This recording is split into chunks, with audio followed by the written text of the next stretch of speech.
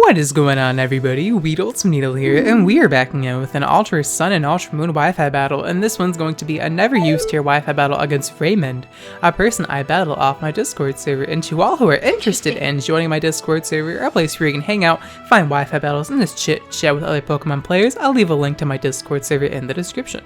Now today, I'm using some movesets you guys have suggested for me to use, such as Unburdened Sceptile with a Grassy Seed. I'm using Sheer Force Mawile, Sheer Force Special Attacking Tauros, though I am mixed because I don't want to make Tauros absolutely useless. I'm also using a Sheer Force Steelix because I may as well just use 3 Sheer Force users on one team, as my opponent's team is more annoying than it is threatening because he has like Whimsicott, Jellicent, and Xatu, just a pretty annoying Pokemon to deal with in general. Well, let's just hop right into this battle against Raymond because it's a pretty good Wi-Fi battle. I recommend you guys watch it till the end because it's very intense.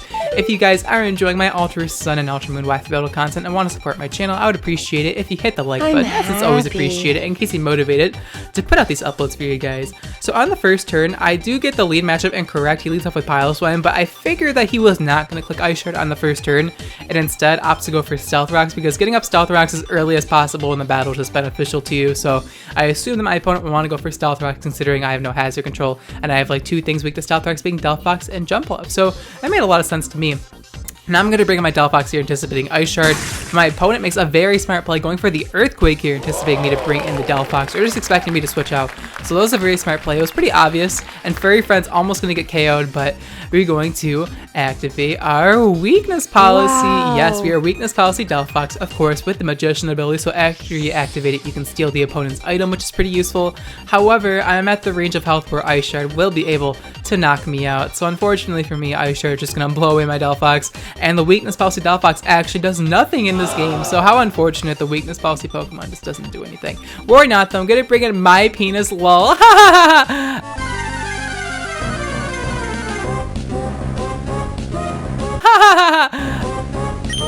I know, my nicknames are so funny. And now I'm actually going to go for the Rock Polish because I know I can easily take an Earthquake and Grassy Terrain, which is half the reason why I'm using the Steelix on this Grassy Terrain team. So I'm going to go for the Rock Polish here, as I know I can easily snap a one hit, as she's actually going to bring in Xatu here.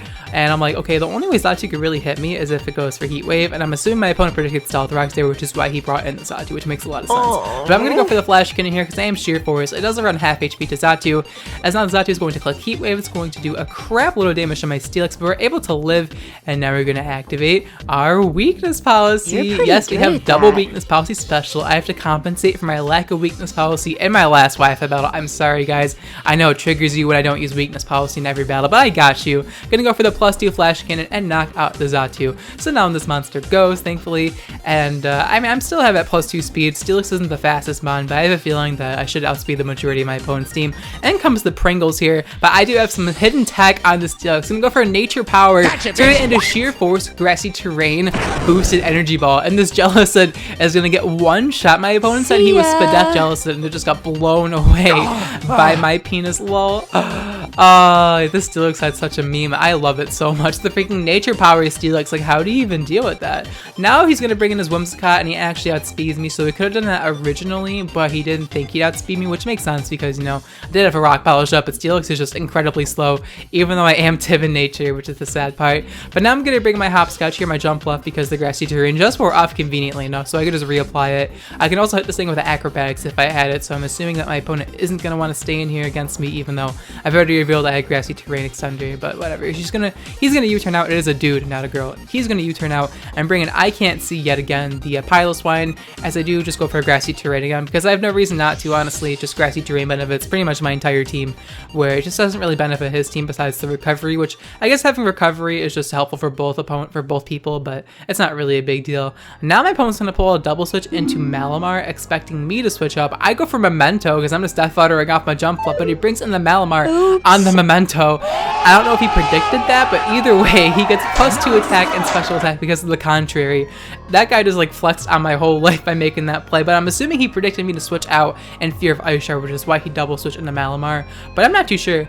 Anyways, I could just bring my Mawile here, and I should be able to outspeed this thing, potentially, and if I don't, I might be able to live a superpower. So I'm going to go for Play Rough here, and unfortunately for Malamar, I'm just going to get one shot because I am Life Orb with Sheer Force. So down goes Malamar. That Memento to boost is kind of wasted.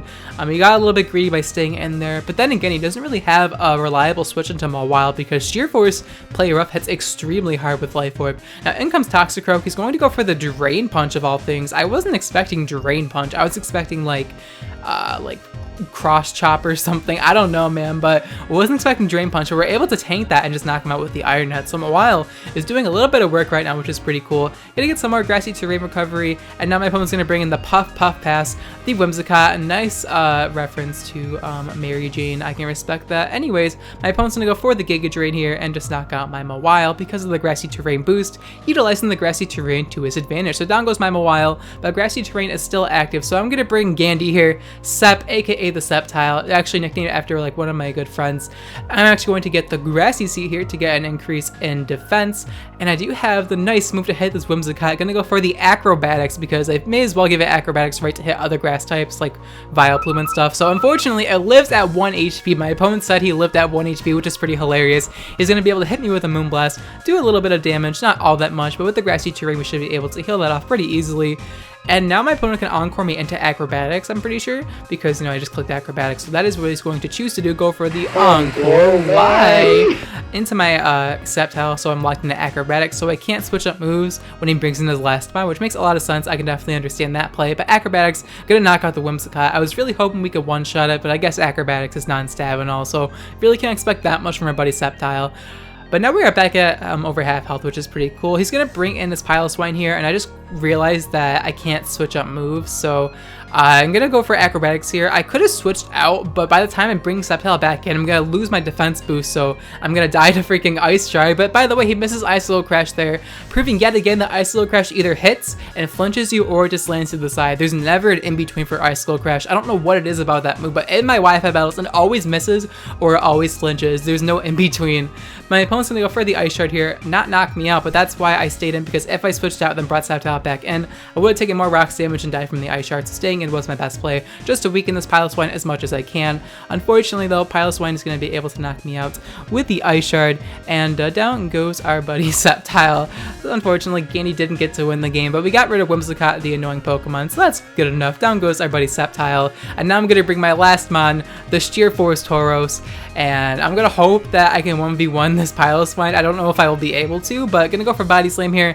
I do have special attacks on this thing, but I mean, I have Ice Beam and Fire Blast, but I just want to run Body Slam so I'm not completely useless. I also have Work Up as well with Life Orb. It's a pretty good set. It's not the best set, but it's pretty fun to work with. Earthquake's almost gonna knock me out, and I'm like, alright, if I can live this Ice Shard, I can win the game. Let's see if we can live this Ice Shard. It all comes down to this.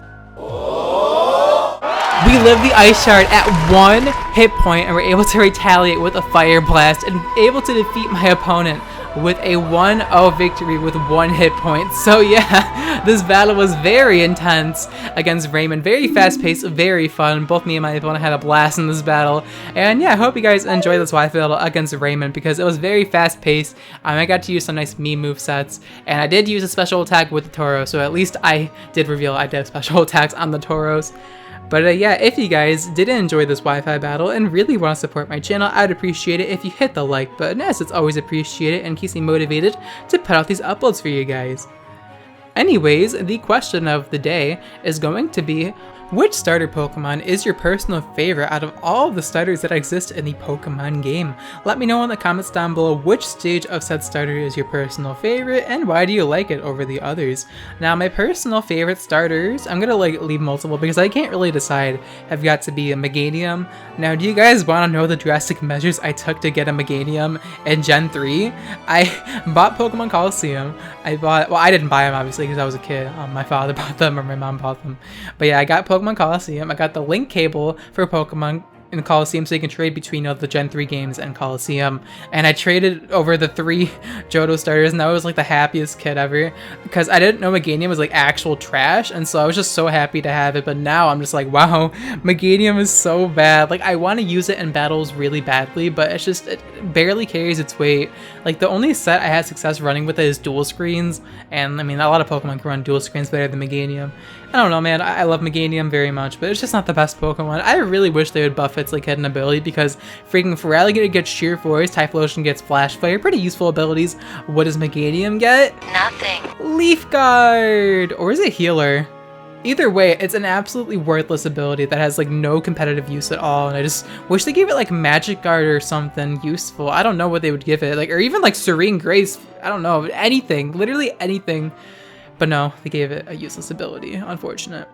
But yeah, my other favorite starter has got to be Infernape, because when I first started my Gen 4 game, I picked Chimchar, and Infernape hard carried me because Infernape was pretty much like a free win in Gen 4 games. Like if you pick like Turtwig or Piplup, you have like a much more difficult time getting through Diamond and Pearl. I don't know why, because like the only good fire type in Diamond and Pearl is like Infernape, because I remember like one of the main issues Diamond and Pearl was like the lack of fire types. Like you can pick Infernape, and if you didn't pick Infernape, you got Ponyta or just fire coverage moves. Like that's all you got in Gen 4. I mean in Platinum they fixed that, but in Diamond and Pearl, like that's all you got. So Infernape was like the only fire type I had, and I don't know, I just became attached to it, and it's actually, even now, like it still carries its weight in competitive games. Like there's so many sets for Infernape you can run. I just absolutely love Infernape's design, and I love Blaziken as well. I was gonna put Blaziken here, but I like Infernape slightly more than Blaziken. I'm not too sure why. I just like Infernape because it's cool. But yeah, let me know in the comments down below what your favorite starter Pokemon is out of all of the starter Pokemon in the Pokemon series. But of course, thank you guys so much for watching till the end of the video. I'll check you guys next time. Bye.